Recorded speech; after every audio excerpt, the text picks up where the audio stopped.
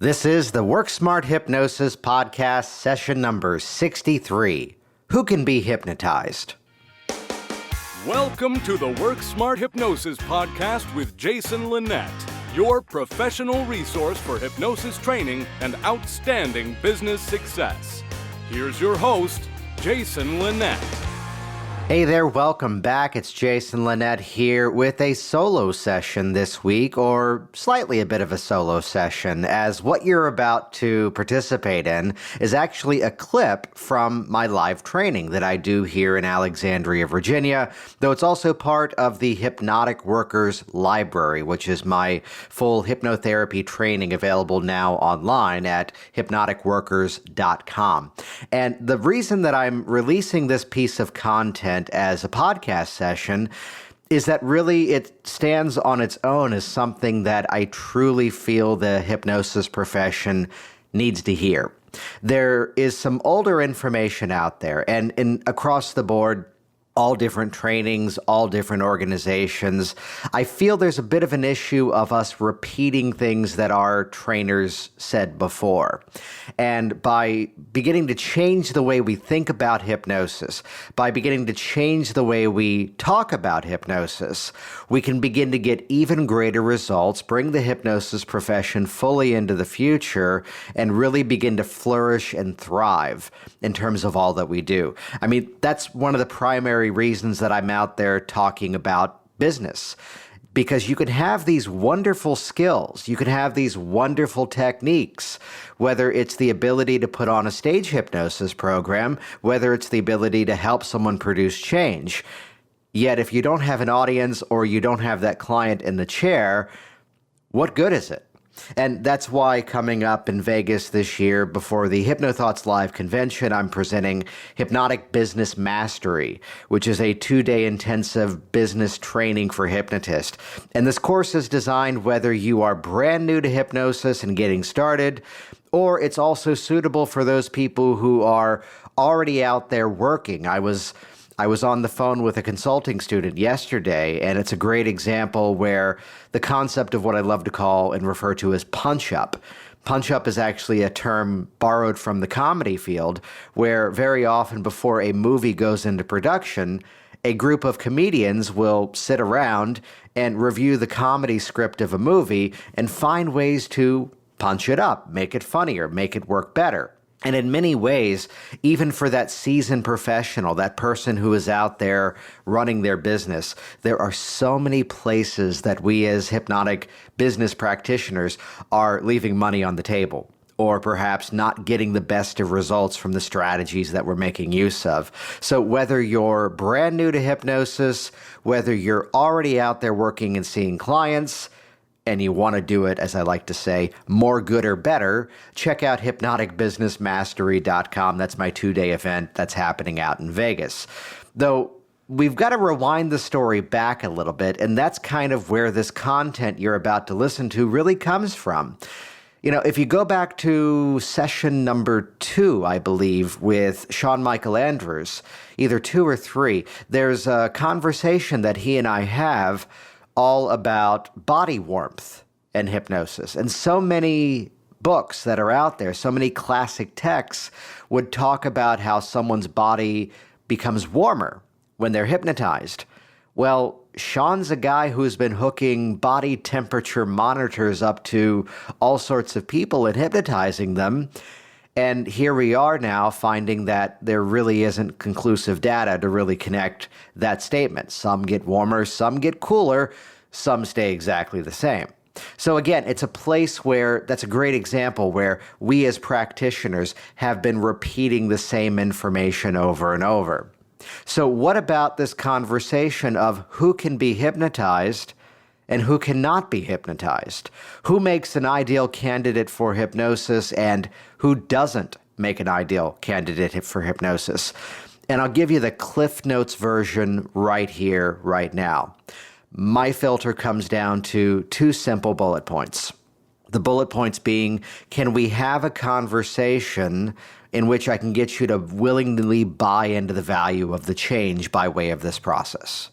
So again, can you and I interact So that immediately is going to fold in the categories, or really fold out the categories of extreme mental disorder, someone who doesn't speak the language that I speak, children of a very young age. So bullet point number 1, can you and I engage in a conversation?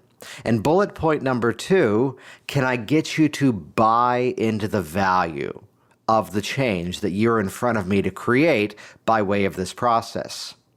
And with those 2 filters, honestly, it doesn't matter to me your ethnicity, your hair color, your socioeconomic background, whether you're a factory worker, whether you're a neuroscientist, whether you're a psychologist in my office, whether you're a computer programmer, whether you're someone who others would label as an analytical resistor, or someone we would label as being in a profession that perhaps is often characterized by not being the engineer, not being all these other things. Again, the key bullet points I want to stress to you. Can you and I engage in a conversation? And can I get you to willingly buy into the value of the change by way of this process? We're about to jump into my classroom to hear this lecture on who can be hypnotized, though stick around to the end because this same reframing strategy is one that me and this class then pivot and begin to discuss in terms of how do we also position our own unique background as being the ideal background to be skilled and effective as a hypnotist jumping into that session with that client as well. So as you listen to this content, we're going to be reframing content of how we talk about hypnosis and who makes a good candidate for hypnosis. And as I like to say, no longer suggesting ourselves into a corner as to why someone has to be difficult. I forget if it pops up in this content, but it's the moment where a former student of mine calls me up. I'm in the Washington, D.C. area, and she goes, "Hey, I've got a guy," and I'll change the sports team here and make it another city for obvious reasons. "Hey, I've got a guy. He's a member of the New York Yankees, and he wants to come to me to quit smoking. What should I do differently?" And my honest response is simply, work with him the same way you normally would. Why? He wants to quit smoking. Hypnosis is contextual in nature. How do you feel now? How would you rather feel? What are those things you're doing now? What are those things you'd rather be doing? And the honest statement is, the moment you convince yourself that that client is going to be more difficult to work with, well, the only person you're truly hypnotizing is yourself. So let's jump right in. This is session number 3, stepping into my live classroom, part of the Hypnotic Workers content. Here we go. Who can be hypnotized? So let's take a few moments and actually discuss what it is about the individual client that makes them a good client or not. So it's interesting that there's been this game for probably the last 100 years. And not to use the word negatively, though it's a word that's negatively used nowadays most often, there's this concept of often profiling our clients. So if they come from this ethnic background, if they come from this professional background, if they're within these age ranges, though it's something that I have a bit of a challenge reading and following, because the moment I now have decided that this person is going to be a difficult client, I am now filtering all of my decisions through that. In various books that you've had access to so far, and even discussions you might have had around hypnosis, you'd hear this phrasing of, quote, the analytical resistor. That because someone is analytical, that they're going to be more difficult to work with. And they would often compartmentalize engineers, IT people, software folks, which is also IT, scientists, even people within related professions, and understand ahead of time, the moment we are assigning that this person is going to be more difficult to work with, that is entirely your expectation, and I'd guarantee you at that point that's going to be your result. So for me, in the process, I'm here about 20 or so clients a week. There's high turnover because my business model is about raving fans rather than lifelong dependents. And we work together, they're out the door, and I am, hear this phrase in this segment purposefully, I am currently not doing anything active to bring in clients for Virginia Hypnosis. That's my little Ron Popeil section of my business. Why Ron Popeil? The Showtime Rotisserie Grill. You baste the chicken, you close the door, you hit the button, set it and forget it. So for me, Virginia Hypnosis is now a set it and forget it entity, which is how you see me with the podcast. You see me, I'm here with you all right now training this class. Video courses that I do. Because I have built up Virginia Hypnosis to a level that I don't have to actively run it to bring in new people, that's how I have the time to do all the other cool stuff I'm playing with these days. What does that have to do with profiling our clients? Well, I really don't do anything too fancy to bring in referrals, though a big chunk of my business is based on referrals. So hear that with the high turnover rate, I go into every session, again with those expectations. You are ready to make this change. I am not sorting for secondary gain. I am not projecting that you're going to be difficult, because you are ready to experience this change. You are ready to go into hypnosis, and I'm going to learn from you everything I need that's going to help me to make those choices inside of our process. And consistently, and call it law of attraction, call it secret, call it universe, call it law of concentrated attention, call it whatever you want, but that's my experience every single day here. Are there exceptions? Yes, but they are extremely, extremely rare. Because I'm going into the session, whether you're black, white, Muslim, Asian, Mexican, all these other combinations, whether you're this background or that background, whether you're 15 years old. My oldest client I can recall was 87 years old. And all that matters is you are here today in front of me because this is that point in your life where you are ready to make that change. And if that's my mindset, that's what I get. So it's again back to that phrase of the issue is far less about resistant clients. The issue is truly about inflexible practitioners. That's where the work needs to be done.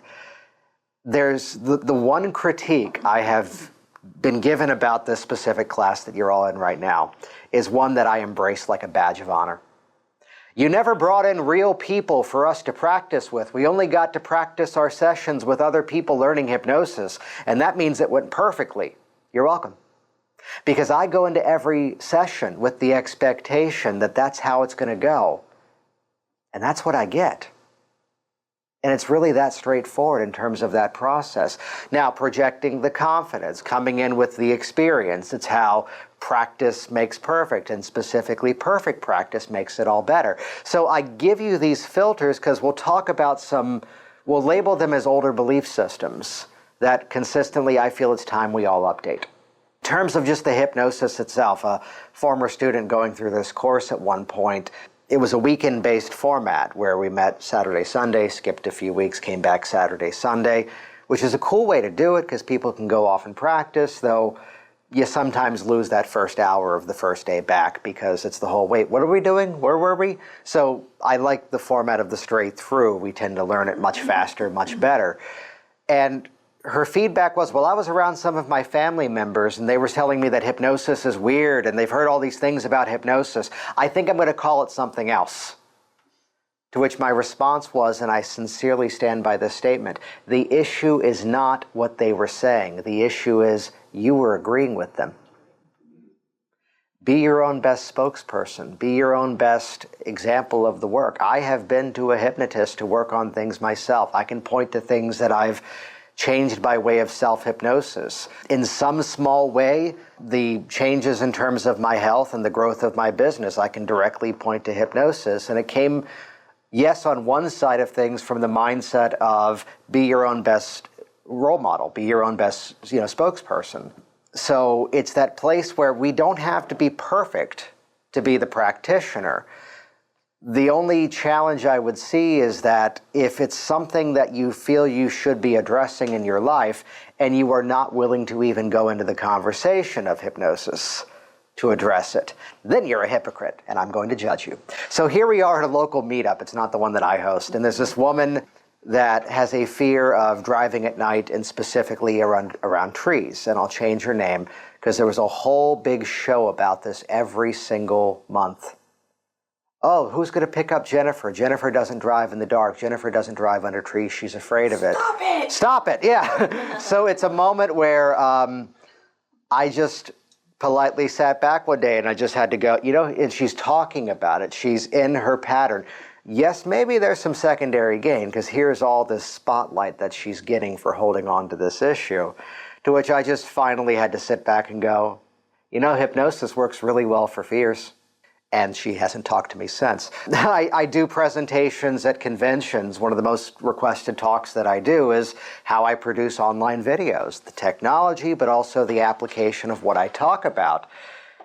And it's like lighting the fuse and waiting to go off when the hand goes up, but I'm not comfortable on camera. What do you suggest? Hypnosis works for that. Because the moment the red light is on, that is my best friend, and I am talking to somebody who I sincerely care about, and that's who I'm communicating with. Which, by the way, again, I'm not teaching rapport here because that's a whole nother class. But in that moment that the client walks in, yes, there's techniques of rapport building skills of sit like they sit, use their words, nod when they nod, breathe at the same pace. We can shortcut all of that. The moment you're in the room, you and I are already in rapport. I have already decided that we're in sync, we're in the right mode, and that's how it's going to go. And sure enough, that's the result I get consistently. I am projecting that rapport on you as if we already had it, which that alone breaks down so many barriers.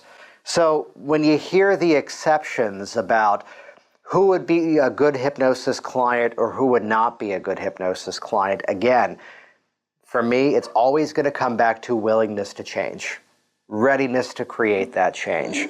So are there exceptions that need to be pointed out? My filter is always, as well, as long as we can actually have a conversation and I can get you to consciously buy into the value of the change. So by adding in that filter, it automatically now weeds out some of the categories that in the past people would have said would be exceptions. So we're talking really, really young children, small infants. Yes, because I can't necessarily, Max is really smart at almost 3 years old, but we're not yet to the place where we can have the full conversation of, hey, what's it going to be like when you've done that? Because everything is very much right here, right now, in the mode of this experience. So where they would say, infants and children lack hypnotizability. Well, I would bring that back to the conscious filter of I cannot get you to consciously buy into the value of the change. On the other end of the spectrum, where suddenly now we're in an age bracket thing and maybe there may be some sort of deterioration over the years and it's a person at the other end of the life spectrum, and again, we're not able to have that conversation, I'm going to negate all the stuff out there that says over this age or under this age, because we end up much better off when it comes back to willingness to change, as well as the ability to consciously buy into the value of the change. Are there things to be aware of as we talk about this? Yes, when there's, to say it politely, situations going on that perhaps you are not qualified to diagnose. Those are clear examples of exceptions.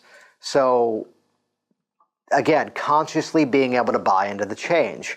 Though I do have an example, and this is a horrible story, and I hate it.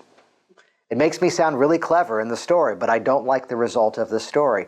Woman calls me up, and she goes, and I read this article, I think it was about a hypnotist by the name of Paul McKenna, that he was working with someone who was autistic and was able to break through. My daughter is autistic, and she barely communicates. Can I bring her to you? And I openly said, I have never worked on this before. Though I tell you what, could you do tomorrow around 4? Yeah, I've got the time open. Just come in. Well, how much is it? Don't worry about it. Just come in. And back to my perceptions of the process. You are ready to make the change. Daughter's in the chair. Daughter's 28, though according to mom, daughter's kind of on the level of being about 4 or 5. And I'm talking to the daughter directly. Now, mom is doing most of the communication, but I'm talking to the daughter. And this is where the story gets awkward. His mother goes, you know she doesn't understand what you're saying. And I have a decision to make here. And I just simply respond, if I buy into that premise, there's no point in us being here together today. So anyway, and I go back to the daughter and I keep talking, and she interrupts me again. You know she doesn't understand you. Again, if I believe that, there's no point of us being here today. So we are going through the process, and I'm mostly in a storytelling mode, and then I begin to fold in some of the hypnotized with conviction stuff. And I'm getting full 100% compliance in these moments. Squeeze the hand into a fist, extend it out in front of you, and mom is off to the side. And this is where I will harshly judge, because mom is going, which, who should have been in the chair is the better question. So, which unfortunately, because of whatever dynamic was going on, calls and emails were not returned after that. But something was kind of breaking through there is what I'm getting at. But I don't know, and I'm not going to judge. I've already judged. I'm not going to label too harshly in terms of what was going on.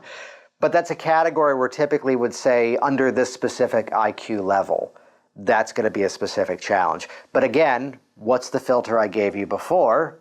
Being able to consciously buy into the value of the change, which is going to be the filter already, and it's only secondary that perhaps there's some sort of disorder, some sort of thing going on with the IQ level being low. Likewise as well, I think I told the story on a break yesterday that I had a guy who came in, and he, I will say this next statement with full respect to the psychological profession, but I also say the statement to harshly judge this individual. There's a nice introduction, because he's the guy who got a master's in psychology 40 years ago, decided he didn't want to be a psychologist, and then went into law. And clearly 40 years later, he's an expert. Because 40 years ago, I took a bunch of, so again, that's not a judgment on that profession. It's the whole, I used to work a lot with actors, and an actor does a Chekhov play and all of a sudden they're the expert in Russian history. No, you know that play. You know Three Sisters. Congratulations. 4 hours later, can I get my time back? Man, that one's long. So to look at this filter, though, again, of that IQ, I can name people who were card-carrying members of Mensa, as this guy was, that we would say the higher IQ may make them more qualified. By the way, let's just call it out as it is. When you hear the stage hypnotist, and I've been guilty of this one, saying, only people with high IQs can experience a state of hypnosis. Well, what they're really saying is, if I send you back to the audience, you're stupid. But they're saying it in a very positive way, and it's the carrot at the end of the stick dangling for those volunteers up there to go, I want to stay up here.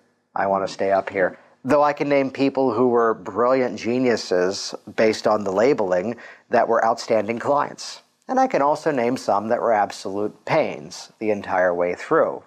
He's the one who looked at me and goes, I've read most of those books you have up there, and I've taken courses on hypnosis too.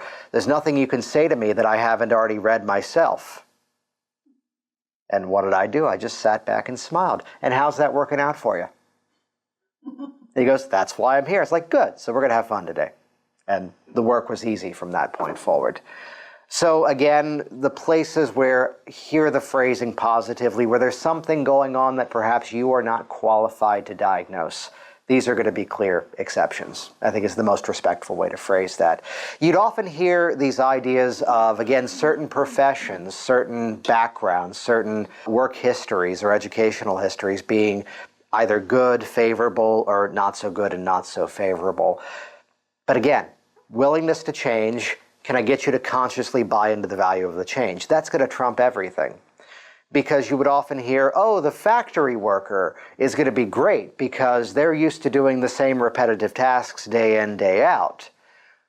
But I would ask the question, if suggestibility is really the ability to take in information, measure it, and then decide whether or not we put it into use, you can realize now that the CEO, the president, the person who has risen to high power has had to be highly suggestible the whole way through to reach that, when meanwhile this one may not. Then again, here's my client recently who is the CEO of a multi-billion-dollar company who took a job at Home Depot part-time because he decided, I missed the interaction. And I love this one. He goes, I wanted to exercise more and get in better shape, and I wasn't motivated to go on my own, so I made sure they put me in the warehouse lifting boxes. Really? He goes, yeah, I lost 20 pounds. He goes, I did Christmas deliveries with UPS last year. And for a split second, I went, that's a good idea. So it's where there's always going to be exceptions to the rule. Willingness to change, consciously be able to buy into the change. People would say soldiers, military personnel would make outstanding clients. And indeed, I can point to the fact, look on the Virginia Hypnosis website. I offer a 10% military discount. On one side of things, I think it's a great thing to do. I'm also in an area where a big majority of my clientele are military. I can also name them, and they've been fabulous clients. I can also name several that have been absolute pain in the asses the whole way through. Willingness to change and consciously buy into the value of the change. So again, this place where there's going to be exceptions, and I don't want us to ever fall into the trap of, I really want you to sort them all to say, this is going to be easy, we got this. That's the expectation I go into every client session with. Religious, overly religious people, the Orthodox, the cultist, understand that it's rather interesting that many people's perceptions of hypnosis and religion are based on anecdote. From my research, only 2 religions have officially printed the word hypnosis. Christian Science, which, to do some research, it's all wide open information. Mary Baker Eddy, founder of the Christian Science movement, actually had miraculous changes in her life by way of hypnotism. And as she began to found her style of that religion, this is a rough characterization, but basically, let's get rid of the competition. When you look at the natures of what Christian Science is about, and oddly enough, this is a story that was recounted to me when I was at a book festival with my books and DVDs and CDs next to the Christian Science monitor. Oh, this is going to be fun. And his brother had quit smoking with hypnosis, so he was a big raving fan. And I believe also, whether it's in Dianetics or something else within Scientology, there's references in there. So I'm at a local high school years ago, and the principal calls me up to say, just so you know, we're going to do the program, but some parents might be there in protest. Okay, do you know what they are? He goes, well, they're Roman Catholic. It's like, well, this is interesting because we find ourselves in a scenario where you and I now know the more up-to-date knowledge within their religion, and they might not. Because there have been 2 specific instances where the Pope officially approved hypnotism. But you and I can't be the ones to tell them that, otherwise it may come across as confrontational. And I don't think that's going to help anybody. I have to assume that they're going to be respectful. They may be there with signs. They may say something to me, but you know them better than I do. Do you think they'll interrupt anything? He goes, they won't. It's like, okay, let's do the program and we'll sort things out as we should. So again, it's a place where they were, because I am this is bad. But then again, their religion officially from the top down said this is okay. By the way, these library references are actually on your disc that I'll give you later on. So there's another example. It's a place where, oddly enough, a little bit of sleight of mouth, a little bit of just education gets the point across. I'm also someone who is convinced that everybody claims they live in the Bible Belt. You're going to hear that phrase for so many different locations. And I know of hypnotists who fold in a lot of faith into the process and people who don't. It's where I have to quote the brilliant late George Carlin, who simplified the 10 Commandments down to 1. Thou shalt keep thine religion to thyself. And I love that. It's how, hop on social media and look at people interacting about the upcoming election. Opinions are like, fill in the gaps there. Yeah. So it's where you can argue, but at the end of the day, you're still going to have the same opinions. It's one of those polarizing conversations. So how do I respond to it? Oddly enough, this next phrase I'm about to say is a bit of a disconnect and somehow explains everything. Well, what's interesting is that you say that it's against hypnosis. However, the word hypnosis was only invented in 1875. True fact. And some people would point back to the Bible, that in Genesis, God put Adam into a deep sleep and removed a rib. So look at that. It's painless surgery by way of hypnotism. But that says sleep, and in hypnosis, you're not asleep, so that must be something else. Oh, okay. Which is this moment of going, it was really that easy just to overcome that little bit of a speed bump. Forget whose quote it is, but someone had a line about, and I probably haven't used this one, I don't think, but I love it. Well, you know what? If there really were evil spirits, they probably would have gotten to you a lot sooner before you came here to quit smoking. I don't know about that one, but I love it. I would argue the same part of the brain, using hack neuroscience, the same part of the brain that can make somebody so violently opposed to the concepts of what we're talking about here, are probably the same parts of the brain that would make them a raving fan of it. There's that place of extremism to one place to another. Though oddly enough, I've had, the best way to explain my approach is, again, the belief system of the person in the chair, that's all that matters to me. That's all that matters. So here is this magical day where I get the full gamut in one day. First guy's coming in, and I may be getting the order out of sequence here. He's quitting drinking, but suddenly he's pointing his finger at me. If you mention God or Jesus once, I'm walking out of here. I went to that AA meeting, and all they tried to do was shove religion down my throat. I had an ace in the hole with this guy. Because in the area, I used to know of the atheist group that was the Alcoholics Anonymous. And I think they were in the city Annandale. So they were the yeah. To which I said that, and it's this beautiful moment where all the animosity dissolved right away. Really? Yeah, I think they meet over here. You might have to look on the website and find them. He found them. He went to a meeting. Some members were going on a ski trip, and he went on a vacation with some of them, with people who were also taking a vacation away from their trouble. With a flip of a switch, I'm not going there. Oh, that one's a match for me. And I'm convinced that was part of why he did so well so quickly. He found another circle of influence to surround himself with. Here's the woman who came in, and she writes on her form, God's temple. She's quitting smoking. And with enough knowledge, I know her perception is that if I continue to smoke, I'm 72 years old, I'm getting up there. If I keep smoking, God's not going to let me into heaven. That's what our session was about. The fun one. She comes in, and I may be not the full covering, but the headdress. It's sari or hari. What's the Muslim terminology? Sorry.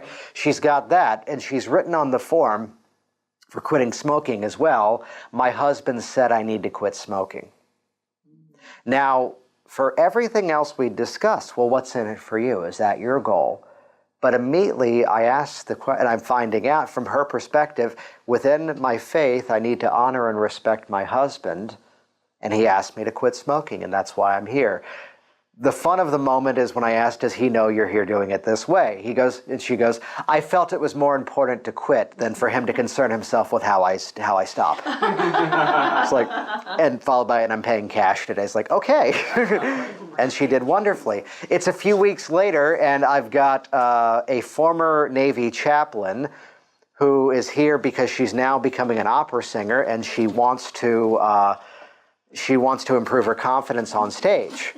Now, by way of how the process worked out, we decided to make use of hypnotic age regression, which in most cases, I'd say 99.9% of the times that I do it, we're staying within the lifespan of who they are right now.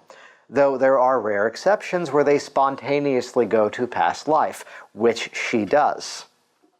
And I'll share with you the strategies of what to do if and when that happens. We resolved it, we paced it forward. Again, it's the slingshot, pull back with the intention of letting go. We ran the process, she resolved it. It's the end of the session. She goes, did I bring you there or did you bring me there? To which I just went, you brought me there. She goes, well, that changes a few things. There is a hypnotist who I know that got in trouble because she was bringing a lot of scripture, a lot of teachings of Jesus into her sessions in a predominantly Jewish community, working with kids, which I've got to say it simply, you idiot. Yeah. Not appropriate. Not appropriate, yeah. So it's where the belief system of the person in the chair, that is what matters. I have only ever been pressed by like 2 or 3 clients. Well, what are your belief systems? What are you? And I give them the real honest answer. I was raised with half the family being Jewish and the other half being Southern Baptist pig farmers. If I bring mine in, I'm going to confuse the hell out of you. Let's just rely on yours. And somehow they just go, okay. So other things that may begin to increase or detract, there's a place, the environment, somehow helping out as well. So this is the whole BICE from Roy Hunter, the belief, imagination, expectation, credibility, which again, By the time they're here in my office, they've already been interacting with me online. They've already been interacting with my videos. They're walking in, they already know me. They're seeing the classroom. It's building up that credibility bump more and more. Why do I reference that? Because would you accept on some level that now that you're in the doctor's office, assuming you have credibility for that doctor, as you should, here you are in that environment, and what they say now has power to stick. The most brilliant moment ever was the doctor who did my laser eye surgery. You're welcomed into the office, you sit in a room with a little couch, and there's a big flat screen TV, and you watch a movie that explains most of the things about the surgery, and perfectly lined up. Here's the celebrity, here's the sports star, here's the astronaut talking about how this doctor has changed my life. And his face is also in the video as well as he's explaining the procedure. And I'm convinced he is on the other end of the door with his ear up to the door, waiting for the moment for the music to fade out at the end as he walks in the door. Jason, so good to meet you. It is perfectly timed because his face is in the same spot as here's this sports star, here's the man who flew through space, here's this person. He's positioning himself as their peer, and suddenly he walks in and he calls you by first name. It's the whole, if he had the low rolling fog, it would have not been overkill in that moment. He was building up that credibility in that moment. I am not a squeamish person, but the whole procedure of, yeah, we're going to cut the cornea, we're going to lift the flap, I'm the one going, just don't tell me what you're doing. I did enough research to know you're who I should have in my eyes. Just do what you got to do. Yeah, exactly. And again, there's some thinking about the analytical person, though I love the example of Larry Ellman, Dave Ellman's son, who Larry would openly share the history himself, that he stepped away from hypnosis for like 30 or 40 years because he was in the Air Force, and you don't have to be a rocket scientist to be a good hypnotist. But Larry was a rocket scientist. And there he was at MIT with his fellow rocket science students, doing hypnosis with them for study and test improvement. Tell me that analytical people do not make good clients. In fact, what I'm always looking for is what is that in? What is that foot in the door that's going to make this process even better? Because all of a sudden you realize this opens up all sorts of metaphors I can possibly use with that client. You know, there's a whole principle of going into the control room of your mind and making changes. And now that I know they've got a connection to what that environment is, I can now get a little bit more specific. My phrasing is always, I steal from the best. I plagiarize like crazy, but I steal from my clients. What do I mean by that? When I learn what you're interested in, when I learn what your background is. So do you think when here's this man who came to the office and reveals that he's a painter, you think in the session I'm using descriptive language to begin to paint the image of what, that's a model that works for him. There's a whole segment coming up later about a safe, peaceful place, and I'll teach you how to do hypnotic imagery without doing hypnotic imagery, for a simple reason. Your dream location is someone else's nightmare. So I'm going to take people to the beach and walk around, and I'm thinking I am burned in 5 minutes. Beautiful walk through the forest. Bugs, wolves, bears. Not comfortable for me. Roughing It's the Motel 6. So your dream location is someone else's nightmare. But I find out you've just been on this vacation and you had a wonderful time. And there's things that now I know about you that tells me I get to use them as imagery throughout the process, which I'll give you the shortcut version of it now. Colleen, can you think of a vacation you went on recently that you enjoyed? Yeah, Chicago. Chicago. Did you have a good time there? Okay, good. You hear the follow-up question. Did you have a good time there? Mm-hmm. I went to Chicago, and there you are walking through the cities. We were mugged twice. Yeah. Leave it behind. Move on. So again, it all comes back to willingness to change and the ability to consciously buy into it. So I'll fold in, what about when English is the second language, or third language, or even fourth or fifth as I've had before? Again, can I get you to consciously buy into the value of the change? Man calls me up, and I won't attempt an accent, otherwise it'd be offensive, and I do it horribly. But his story basically was, did you see Eat, Pray, Love, or read the book, where basically In the movie, Julia Roberts goes over to, bad relationship ends. She's now in Italy. She falls in love. The guy is like half her age. That was basically him. But the difference is she married him over there, and now he's in this house. She's early 50s. He's 22, and her teenage children are in the house as well. And he calls up, and his English, as he says it, is, "My English is only as good as about a 10-year-old." To which I respond, "Well, I can hear what you're saying, and it seems you're understanding me, and as long as we were able to communicate even in this format and conversation, we can do hypnosis together." There's a fun anecdote to the story, which is that I set up an idiomotor response. If I ever use a word that you don't understand, you don't have to think of it. That little finger will just pop up on its own. And only once during the session the finger popped up. I'd use the word compound. And he knew compound, as in this thing plus this thing equals that thing. All the ingredients of bread become a chemical compound and now become bread. But he did not know compound, as in now there's yeast in the bread and it's rising and compounding bigger and bigger. His feedback was, not only did I let go of my anger, I also learned a new word. Love that. But recently there's this woman who calls me up and, "Oh, it's terrible. When I'm driving on the highway, I am terrified." I've got the before. I need her to consciously buy into the after. How would you rather it feel as you're on the highway? "Oh, and the other day, someone cut me off and I just pulled over to the side of the road and I cried." We're stuck in the problem. Thank you for sharing that. I hear what you're saying. But, that was an intentional but. How would you rather feel? We work together, you're over this, and I'm leading now in an appropriate way. We're okay to lead towards the change. You're now driving and it's different. How would you rather it be? "Oh, it's always been..." I can't get her to get into it. Yet I'm recognizing some traces of the accent and I ask, "What language are you the most comfortable with?" And she says it. And I know of a hypnotist in the area who that's also his first language. "Oh, great. Here's their number. Give them a call." They worked together. She did great. So it was a place where, again, I could not get her to consciously buy into the value of the change, simply because the language barrier was there. There's a hypnotist in the area that was going to go down to Brazil, and I am all about all things healing, but he goes, "Well, it's the energy of the process that does the healing, and I'm convinced I can work with these people in South America who don't speak English and get results." And I held back from giving my opinion, but he came back and he goes, "Yeah, I couldn't even get the process to work." It's like, well, there still has to be conscious understanding. Compliance precedes suggestibility.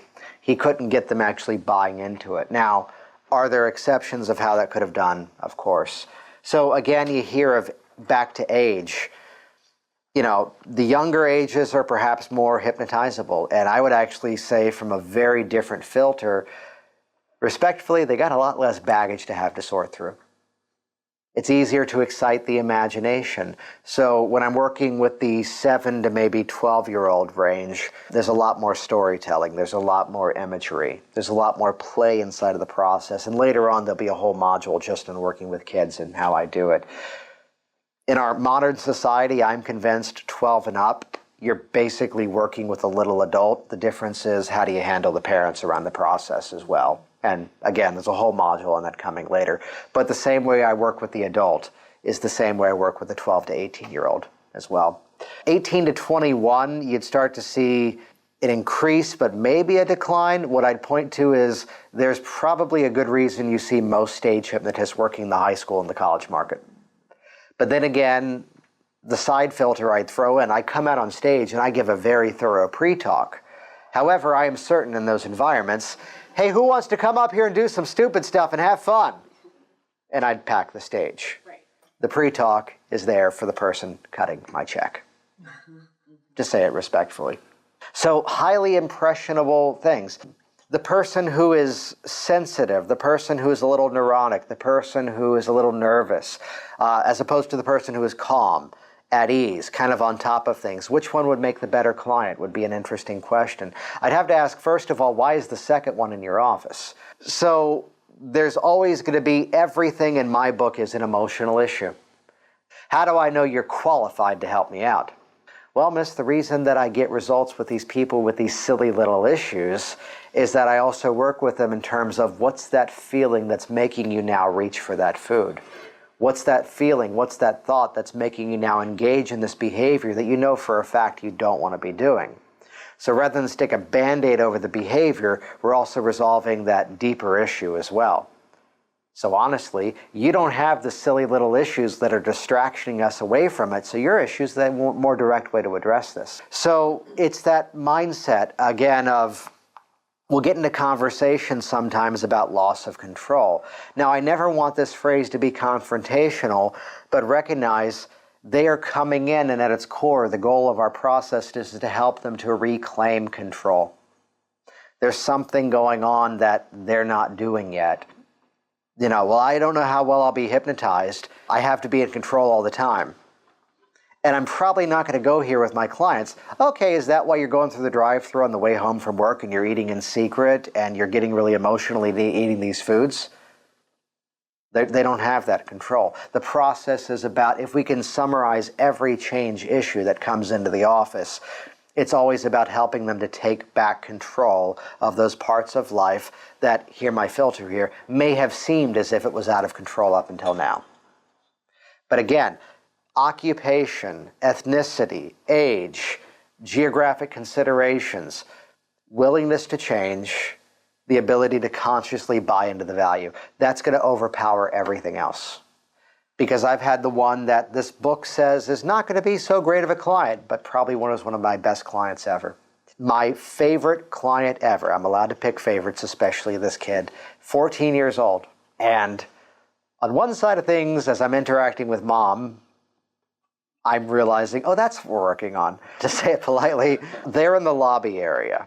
I'll change his name. I find out, and this is a moment where all of a sudden I look like a genius, because they mentioned that John is going to a wellness camp over the summer, which I used to work at a summer camp up in upstate New York, which oddly enough, my anecdote was, oh, quote, that's the fat camp that actually we used to hang out with our counselors at the bar in Loch Sheldrake, New York, because that's all there is in Loch Sheldrake, New York. There's Stage Door Manor, which, fun fact, if you've seen the movie Pitch Perfect, most of the people in that movie were my campers. The girl who projectile vomits in the movie was in a play that I did in Baltimore, and even better, she fell off the stage opening night and she broke her leg, and she did the rest of the run on crutches. So I'm watching the movie as she's projectile vomiting, and I'm going, I've seen her do worse. Real nice girl. So it's the whole moment of, oh yeah, he was my camper, he was my camper, she was one of the campers. There's like, oh cool. So then there's also the wellness camp. Notice I was editing the language because mom said wellness camp, and 14-year-old John goes, Mom, it's called a fat camp because I'm going to leave all my fat at the camp. 14-year-old has just reframed everything for himself. He's done better hypnotic language patterns than I could come up with. Oh, well, cool, I know that camp. I was up there for a while. Anyone who's about the same age of me remembers Salute Your Shorts on Nickelodeon? Camp Anawana? Camp Anawana was right down the road. It's a real place. But they also filmed the show during the winter where it was freezing, apparently. Anyway, so, how long is he going to be there?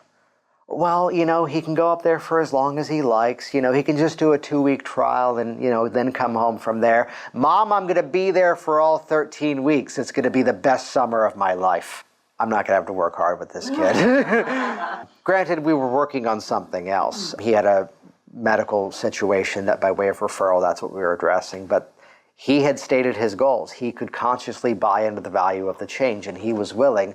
And when we did a session when he came back from the summer camp, he was an entirely different person.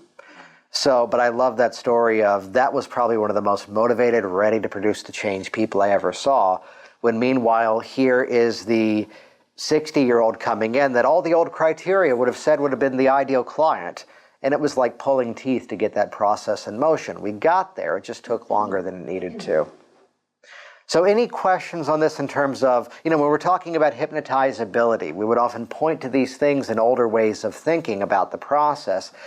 Though I'd ask you, do you see how these filters now begin to have us looking for what is the advantage of this client? What is the strength of this client? What is unique about you that is now every reason why this is going to go so wonderfully well? Full credit to Jeffrey Ronning for a strategy that I love. As a stage hypnotist, I have referred to this now as the kissing of ass technique, which is he will get up in front of that group of people and he will immediately profile that audience and tell them why they are such great hypnotic subjects. in scenarios that typically other people would say, great, I've got a convention of accountants coming up. This is going to go well. As opposed to, what's wonderful about working with accountants is I find that you all easily go into hypnosis. Easily go, embedded commands the whole way through. Because your attention to detail that is necessary to balance books and track the accounting is the same style of attention to detail that I have to have up here working with a group of people that are so unique and talented. What's happening now in the audience? Oh, yes, I am so unique. I'm going to do wonderfully up here. He told the story at one point of a convention of psychologists.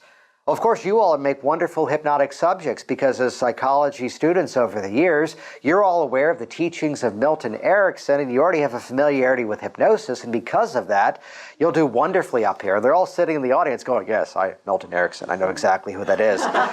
When the majority are going, yeah, who the hell is that? But I'm going to nod my head, which I do that constantly now.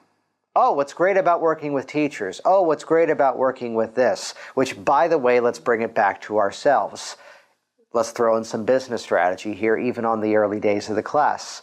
Your previous experience is the exact experience you should have at this point to help your clients. So, and this is a place of Stump Jason. Someone throws something out there as part of your background history, and I will spin it to show you why you are more qualified to help your clients than I am. What's your background? LAPD rookie. What's that? LAPD rookie. Ooh, police department.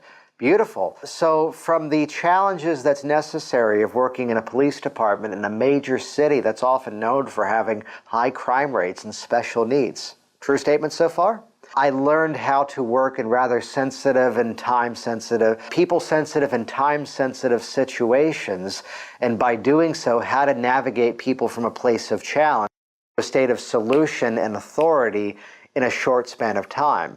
And I take my experience as being in the LAPD into my hypnosis process to use those same skills to navigate you to that change even faster. Kind of cool, right?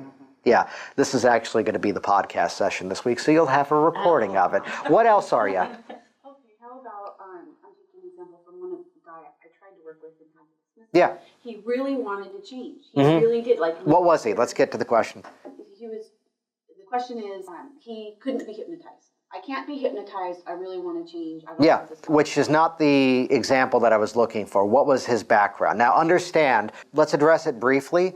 I can't be hypnotized. What does that mean? He was not listening to your pre-talk, and the pre-talk that we've learned here and in the podcast at session number 1, the all positive pre-talk, he is sorting still by way of his definitions, as opposed to the ones that you have explained to him in the process. So as they walk in, I cannot be hypnotized, it's often helpful to understand this is a whole other conversation outside of the scope of what we've been talking about for the last 45 minutes, which is why I'm going to give an overview, but I'm going to make sure we're in the criteria of what we're talking about right now. But consistently, that issue is he is sorting for something else that it is not. His background, yes, he had post-traumatic stress. Okay, so, well, post-traumatic stress. Well, to look at it, you are no longer in that situation, and yet your mind is replaying that same sequence over and over, which at its core, the goal of a hypnotic process is to make a suggestion and have your mind begin to compound it naturally on your own. So what's interesting is working with somebody with fill in the blanks, PTS, anxieties, and fears, is that in some small way, by definition, hypnosis is the ability to take in a hypnotic suggestion and integrate it deeply and profoundly in a short span of time. And we're going into this process already with somebody who has done that before. And today I'm going to show you how to do it even better. Sound good? Yeah, but the phrase, I cannot be hypnotized, is, I've got to say it, your pre-talk has gone in one ear and out the other. They are still sorting by way of their own perceptions. The story will come later. Here's the guy. Well, it didn't work. I heard every word you said. And I had to sit there and say, I know, that's the first thing I told you you'd be aware of. You're going to hear everything I say. You're going to remember as much as you would from any normal conversation. So let me actually rewind our process and I said it to be a little blunt with him. Let me now tell you everything I already told you last week, and this time I'd encourage you to listen. And I went through the pre-talk, and at the end of it, he goes, well, I wish you told me that last week. And I just reiterated, I know, I did tell you. I wish last week you would have listened. And it was the polite, let's label it, it was the polite bitch slap that I intended it to be.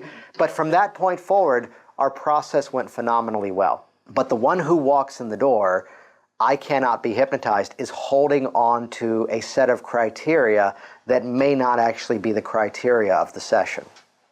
Fair statement? Yeah, that is a character trait that they are choosing to hold on to. If you had the ability to take in that experience, if you have the ability to watch a movie and get swept up in the story, if you had the ability to drive to the office and think about everything else, so many things are, you cannot outlaw hypnosis. There are some countries, oh, hypnosis is illegal. Then you have to ban movies, then you have to ban driving, then you have to tell people they can't be afraid of stuff. Well, that'd be nice, actually. You can't, it's a naturally occurring hypnotic phenomenon. We're just a group of people who have learned how to do it on purpose. But yeah, the one with the history, well, because of this, I'm going to spin that to be every reason why you're already doing this stuff. I'm going to show you how to do it better. Specifically back to the original question, though, what are your professional backgrounds? What did you used to be before you grew up and decided to be a hypnotist? Jason? Treat water. Yeah. Water. Ooh. Okay. That's a new one. So you're basically water treatment in terms of making sure it's clean and sanitary. Yeah. This one's going to be a bit of a leap, but we'll make it work. So, and I'm looking for the characteristics of the job to see what is this like.